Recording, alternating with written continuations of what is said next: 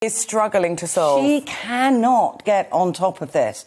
And no matter how tough she is trying to sound, it's chaos.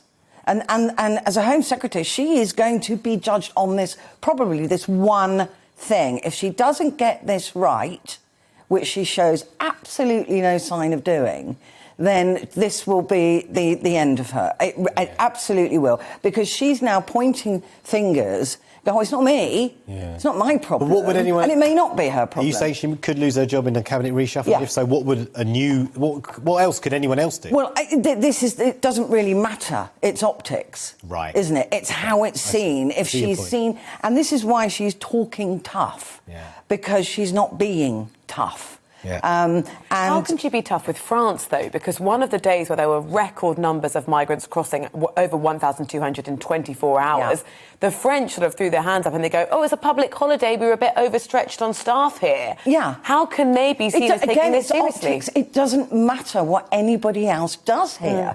This is her problem. The buck stops with her. And the more she says it's their fault, the weaker she looks. And she will not be forgiven for this. And 24,500 migrants have come across that stretch of water this year.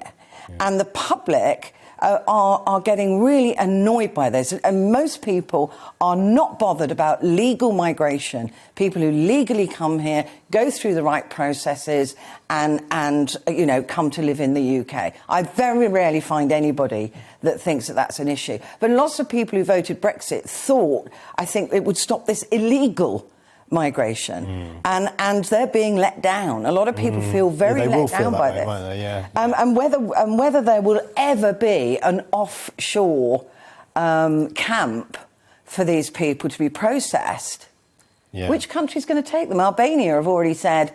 It was suggested it was Albania. I've already said no, it's not us. Yeah. It's not a problem that's going away, is it? It's not going to go away, and it is getting worse. Yeah. I mean, the French.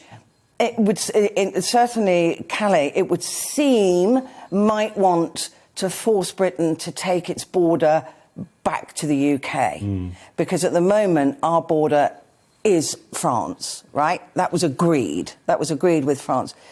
They are keen to get rid of that and have the border in the UK, which means that people could legally cross into the UK, but then be dealt with in the UK as opposed to France. So it could be France pushing the issue.